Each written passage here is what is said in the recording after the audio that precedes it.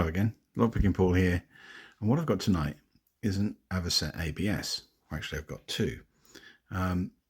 This one is one that everyone's familiar with. It's an Avocet ABS interactive magnet. It's got a magnet in varying positions, and this one has a magnet in position 5. It's a pin-in-pin dimple, and these are reasonably well known. There's lots of these about and have been around for a long time. There's also sort of copies or duplicates of these that Federal have. This one is a little less common. This is an Avocet ABS Master Series. And at first glance, you think you've got something that looks very similar to the Avocet ABS. And in fact, it's got the ABS name on it, but the name Master isn't on these. And when you put the keys side by side, they look kind of similar, right? Only this one's not pin-in-pin. And that isn't a magnet. That's an interactive pin. Bit similar to the interactive pins you get on multi-locks near the front. But its position is exactly the same place as an MT5 alpha pin. So it behaves very much like an alpha pin. In fact, the tool you use to set it is the same tool I use on an MT5. It's a slightly modified pick. It just allows me to hook into an MT5's alpha pin and pop it, and it works brilliantly on this. These are not too hard to pick. They're procedurally a bit complicated because you've got to drop a magnet in there.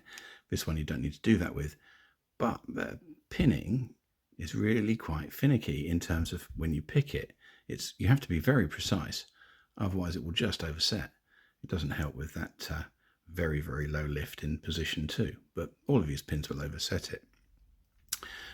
So hopefully what you're about to see is a relatively fast pick of the Avocet ABS Master Series, and hopefully a treble-3 gutting. We'll see.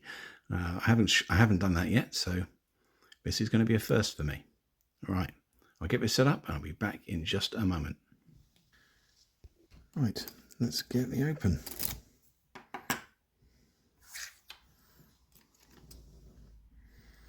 I want really quite high tension because of how fussy it is about setting. I'll click out 1, 2,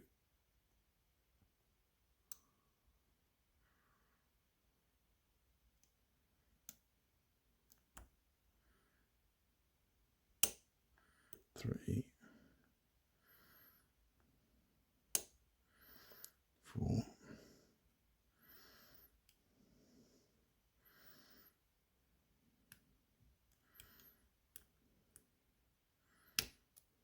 5,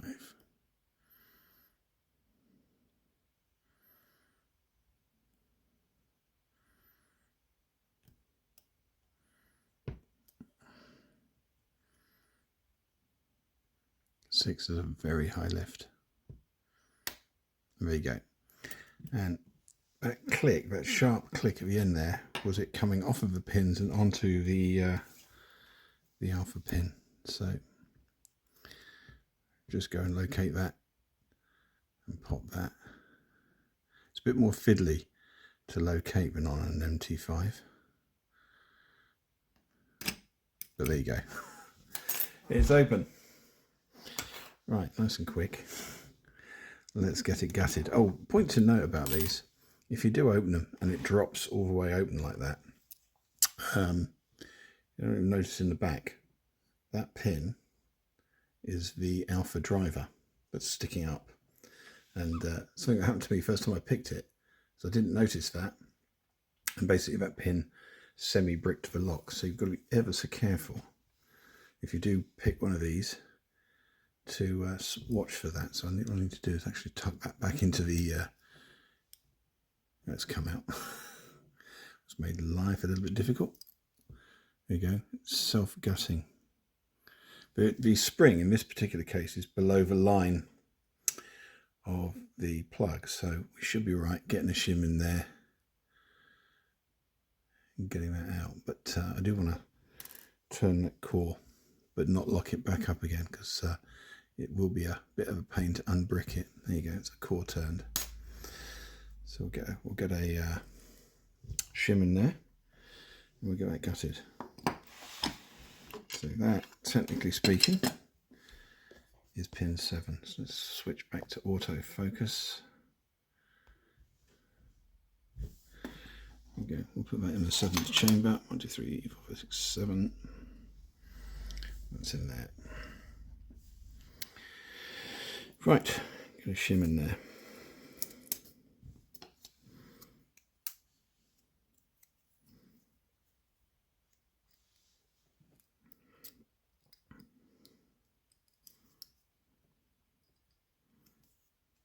Oh, it would help actually if I took the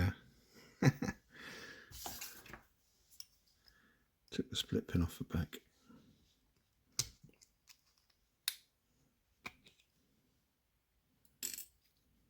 There you go.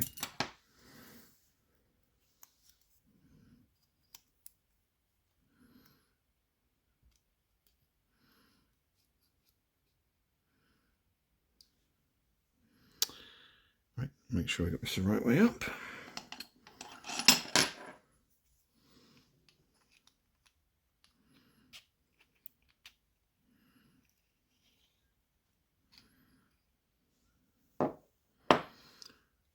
So this is quite interesting. Just move the camera light a bit. You can see 6 key pins along with the alpha pin in situ. So it's got a little cutout and you can see it very clearly. That's what you're reaching in to tap. That obviously corresponds to this up here, but we'll take all these out.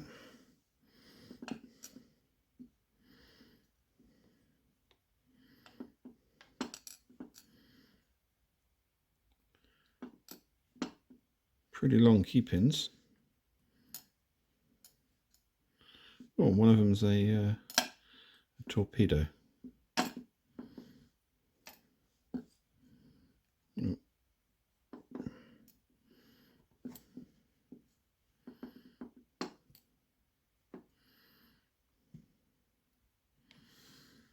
So there's the core. Nothing special in there. Some holes on the side and not much else. Right, okay, that's that. Let's have a look at the drivers, because obviously there are no significant falsets to this, so I'm not expecting to see anything like spools. If there are, they didn't come into play. So I think they're relying more on tolerances in this lock to prevent picking attempts than they are actual security pins.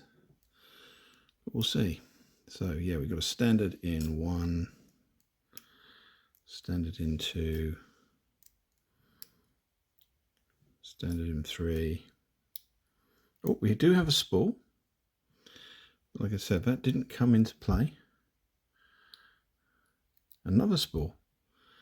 That didn't come into play. And I've picked this open 10 or so times now, and at no point did I get a significant false set.